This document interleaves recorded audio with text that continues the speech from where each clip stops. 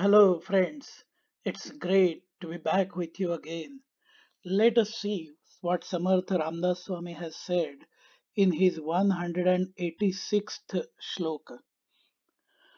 सदा सर्वदा राम सन्निध आहे मना सज्जना सत्य शोधून पाहे अखंडित भेटी रघुराज योगू मना सांडिरे मी पणाचा वियोगू. O my mind, Lord Rama is always close to you. You need to wisely seek the truth. O my dear mind, in order to have a true communion with Lord Rama in an uninterrupted way forever, you will need to abandon your ego, which has separated you from him. In this shloka, Samartha Ramdas Swami is further explaining what we need to do in order to seek the supreme reality. He is telling our minds that Lord Rama is always with us. He asks us to seek the truth. Here he is pointing towards the supreme reality which is everywhere and within everyone, and that is represented by Lord Rama in the first line of the shloka. So, the supreme reality is always with us, within us. It will never leave us.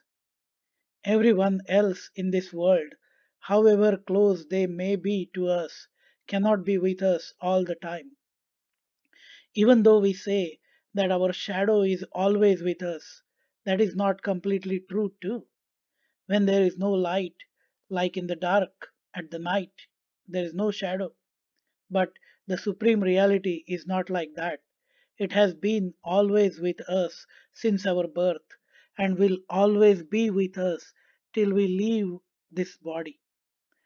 As pointed out in the last shloka, it is easier for all of us to think of Lord Rama, which is clearer to understand, instead of trying to imagine the supreme reality, and hence it is mentioned that Lord Rama is always with us.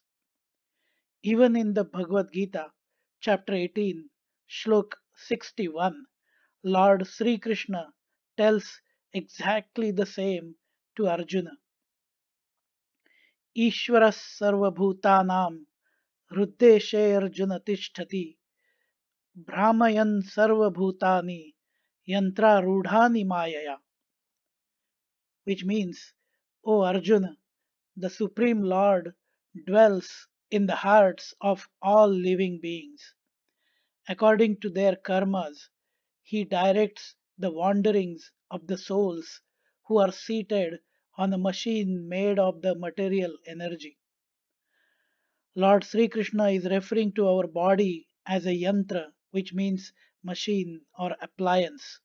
He is also pointing out that the supreme reality is within every living being and is directly coordinating with the soul, the Atman.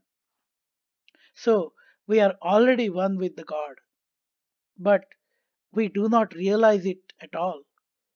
Once we know why we cannot realize it, then it will be easier to address it.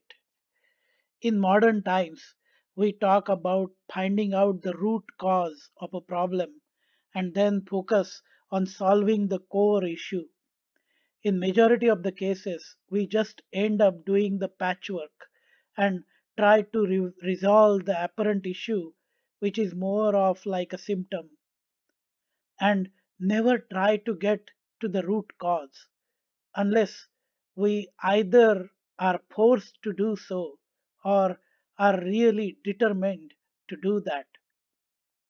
Here, the root cause, as given by Samartha Ramdas Swami, is our ego. It is separating us from the Supreme Reality or Lord Rama, which is within us. As long as we have the ego, and focus on me, mine, I, my, we will be separated from God within us. Right from the time we wake up in the morning until we sleep, this me never leaves us.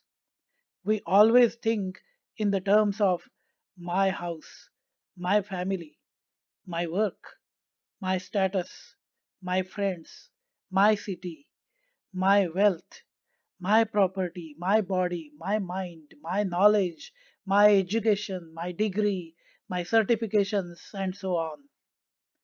We need to fix the issue related to this root cause, and the solution is to abandon the ego completely. Once that is done, then only we will be able to really seek the supreme reality which is within us, and then we will be able to be one with the God, to be able to have true union with Him in an uninterrupted way. Think about this. We say that we can see only in the light and cannot see anything in the dark. That is completely true when we are awake. What happens when we sleep? There is complete darkness. Our eyes are closed completely, so we cannot see anything with our eyes. Then, how come we can see in our dreams? We can vividly see in our dreams people, objects, and everything literally in a bright light, as if everything exists in a real sense. Where is that light coming from? According to the Vedic scriptures, it is the light of the supreme reality. When we are sleeping, we do not carry our ego with us there. Might be that is the reason we can see the light in the dreams.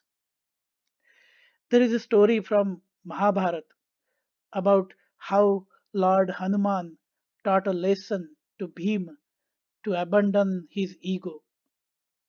One day, when the Pandavas were very close to the end of their 12-year term of exile, Draupadi saw a beautiful flower of Brahmakamal. Draupadi had never seen a beautiful flower like that before. She wanted more of them and asked Bhima to collect those for her. When Bhim went to get more of these flowers to the forest, he saw an old monkey sitting there who had an extremely long tail, and it was right in Bhima's way. Bhim arrogantly said, "Hey monkey, move your tail away. I want to go ahead and you are blocking my path." The monkey said, "I am so old, I don't have the strength to lift my tail. Why don't you do it for me?" Bhima said, "Okay." He tried to lift the monkey's tail, but was unable to do so. He could not believe it. Being extremely proud about his muscular strength, when he could not lift the tail of an old monkey, it was an insult he could not bear. He tried very hard with both hands, but still did not succeed. After trying out every possible way, he finally gave up, leaned on his knees, and asked the monkey, "If I cannot lift this tail, you are not just a normal monkey. Who are you really?"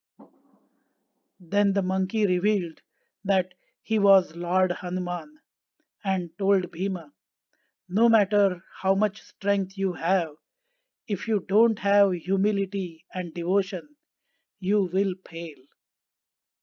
We all need to learn from this lesson given by none other than Lord Hanuman, the greatest devotee of Lord Rama, about abandoning our ego and having full devotion towards Lord Rama in order to then have a complete union with God. Friends, if you like this explanation, feel free to provide your feedback and do like, share, and subscribe to the YouTube channel A Dialogue with Our Mind. जय जय रघुवीर समर्थ